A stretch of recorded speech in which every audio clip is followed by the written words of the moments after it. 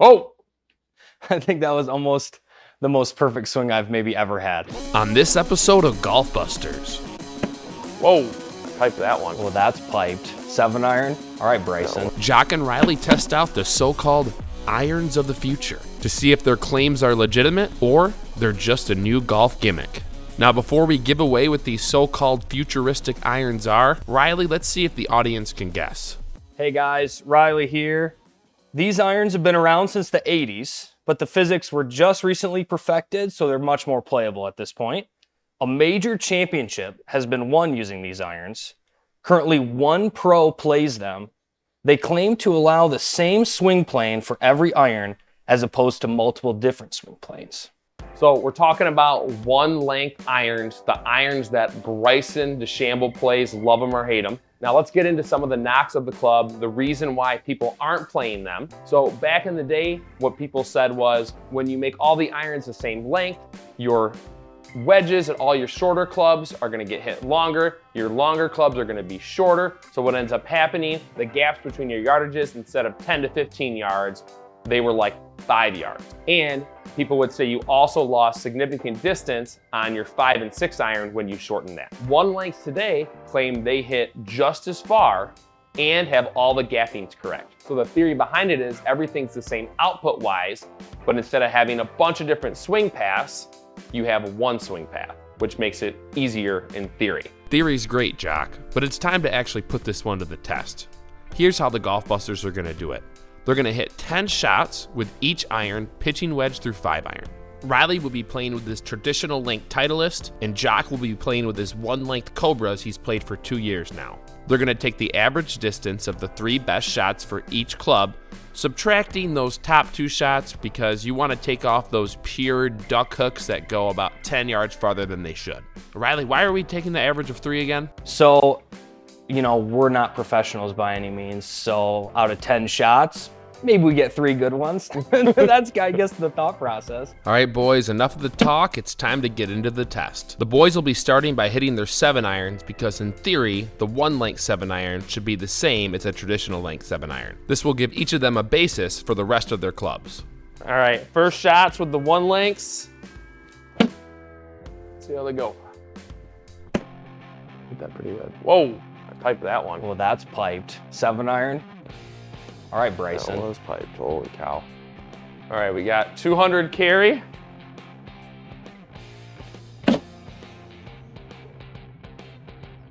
That was pretty piped too. Yeah, those are 2 really, really good 7-irons for me right there. Jock's one length 7-irons come up to an average carry of 193 and an average distance of 205. Next up, Riley and his traditional length 7-iron. There you go, that's a good 7. Yeah, I like that. We like staying close to that center white line. Riley would finish with an average carry of 183 and an average distance of 196. All right, that's one in the books. And now that the baseline for their 7-irons are set, it's time to move to the 6-iron. That's a nice shot. Yeah. If I had to guess,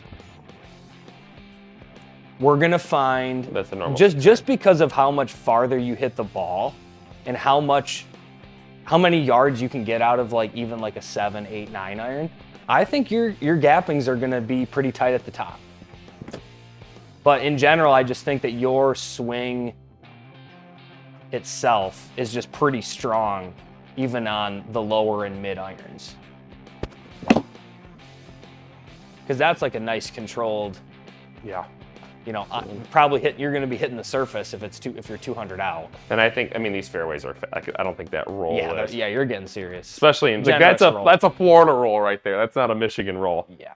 Traditional length 6-iron, Riley Alderink. That's the one. Yeah, we didn't exactly hit that one very good.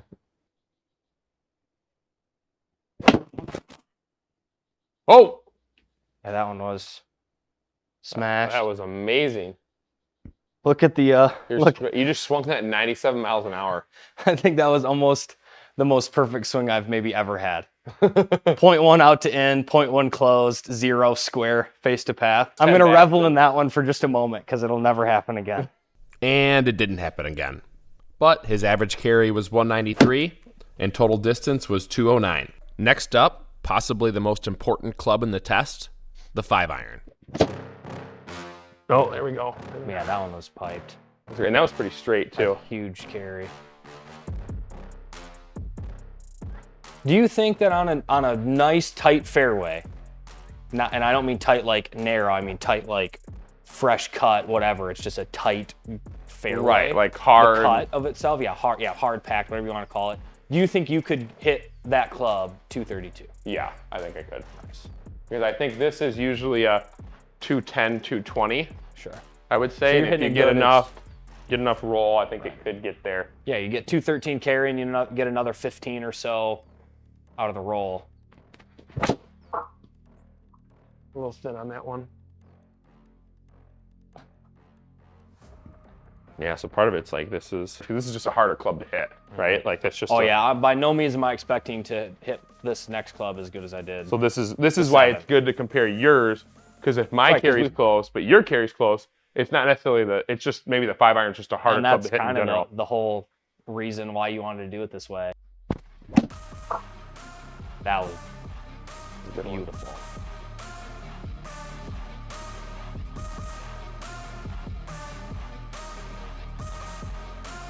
All right, 5-iron. I find with my 5-iron, to get it up and on target, I almost need to like have the face a little open for me. Like if I dig in with my 5-iron, like attack it the way I do with my other clubs, I tend to be just too close to where it like. Right. Longer your club is, it just exemplifies it. Exactly. Amplifies it. Right. What does exemplifies mean? I don't know if that's a word. Oh. Yeah, you might be right. And maybe we just say like, yeah, for the 5-iron, we're just going to take the average of our top three. For the 5-iron? We can't hit the 5-iron quite as well as, as our other club. People are going to be like, dude, this guy hits his 5-iron shorter than he hits his 7-iron. Well, there's not a whole lot of dishonesty to that. For me, I'd be happy with that 5-iron shot. Yep. Like a 188, a 190 shot, that's what I'm going for on the course. I would definitely, on the course, hit a 6 at a different time than I would a 5. Like, I definitely have a yardage that I target, but the frequency at which I hit that yardage is not nearly as high with like the 5 as it is a 6. Right. Because it seems like when I'm hitting this 5-iron the way I'd maybe want to, or like a fairly decent shot, I'm getting roll out to 190, 195, but my carry's pretty similar to that 6-iron. All right, that probably went exactly as I expected it to go. And you're not wrong, Riley. Your traditional length 5-iron was 10 yards shorter on average than your 6-iron. Now, time to work their way down to the 8-iron. Now let me ask you this, Riley. If all the gappings were right, didn't lose distance, would you ever consider switching? Probably. I think it would help my higher irons, because like what we might even be able to corroborate with the data, but like, because we haven't looked into it deeply yet, but just from these few shots, like my worst club's my 5-iron. Like my least consistent, the club striking club yeah, was like your 5. I'm losing. I can lose a ton of distance on a 5, or it can go pretty wide right or left, depending on the face and everything. So like if my 5-iron was as short as my 7-iron, then maybe I'd be able to hit that club a little more consistently. So at the very least, you consider getting like a 6 and the 5 of the one length. I think so. How many providers even have one length irons? So that's the thing. It's pretty much Just that Cobra? was a terrible shot. But it's pretty much, I think the name brand that makes them is just Cobra, and it's really important that you go with the name brand, because I tried to make my own wedges a while ago, Right. and everything got thrown off. Like there's a ton of physics that go into making these right with the weights of the head, the shafts. Like they really do a lot to make these gap correctly. Like I couldn't just go, or at least it might not be great if I went to Maple Hill, had them cut down my 6, 5, and 4-iron to the same length as my 7. like I'd probably things would be a little messed up. I tried that with my 50 and my 60, and it didn't work, and I had to get the Cobra one. So it's noted that you need to get the brand that makes them. You would have to get Cobra, and this is not a paid ad either. This is just from my own experience. Right. All right, boys, it's enough talking. I think it's time to get these shots in. Oh, I piped that.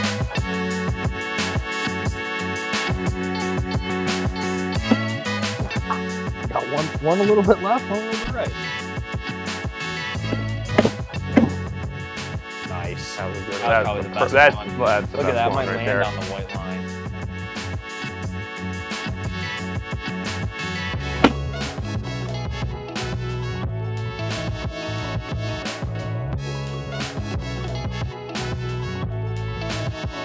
Pitching wedge.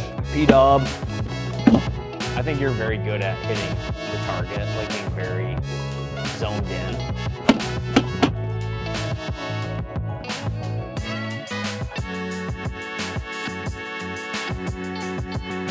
With the final results in, the GolfBusters are ready to look at the data. Your average gapping, if you average that out, it was 6.9 carry, 7 total, but you also had a couple that were, like the 5 and 6 iron were reversed, and then your 8 and 9 iron were like reversed. And so the reason we want to look at this is because, we're the same handicap. Mm-hmm. If you looked at this with one lengths, you'd be like, the clubs are all screwed up. Like the gappings aren't correct. So we wanted to show that, you got to look at the skill level too. And so like where we're at, maybe you're not hitting your 5 iron is good all the time to get that gapping that should be there. Right. What are your thoughts?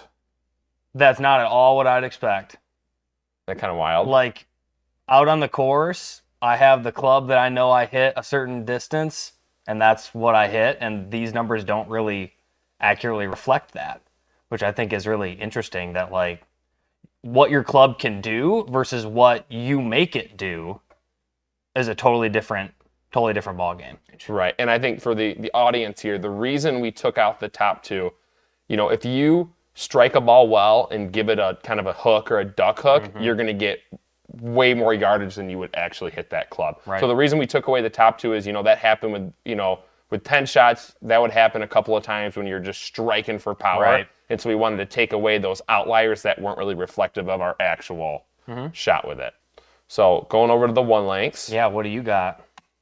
Ended up pretty good. If you look at my gappings, we got 221 5 iron, 214 6 iron, so that's only 7 yards. But one of the things I wanted to point out was my 5 iron, my top 4 shots I hit really well. 5 through 10, I really didn't strike well. So if we take away just that one shot, that 212 total, which wasn't hit very well, then look at just taking away that one shot, right? If I would have hit one more, like 3, 3 and 4, right? We're looking at 226 5 iron, 214 6 iron, 205 7 iron. So with those gappings, that starts to look exactly what you would look for.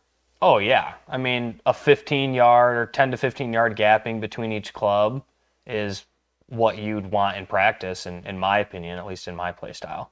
Mm-hmm. And then working down, right, I have some big gaps here. So 7 iron to 8 iron was almost 20. I think partially that's because that's the best I've ever struck my 7 iron. Right. And then the 9 to pitching wedge, there's a big gap. But that doesn't really disprove the one lengths, because the idea with one lengths is these, in theory, should all be closer. So it's fine that they're farther away. Like on the course, I know that this gap is about 20 yards right here for my 9 to pitching wedge. I didn't strike my pitching wedge the best. I think I could have got 5 to 8 more out of that. I would think so too. Think about that. So the 9 iron, there's a bigger gap. That's totally fine in play, because I have a swing that can take 10 off that 9 iron, and then I have a 10-yard gap between those clubs. Sure. So overall, average gapping for carry was 13.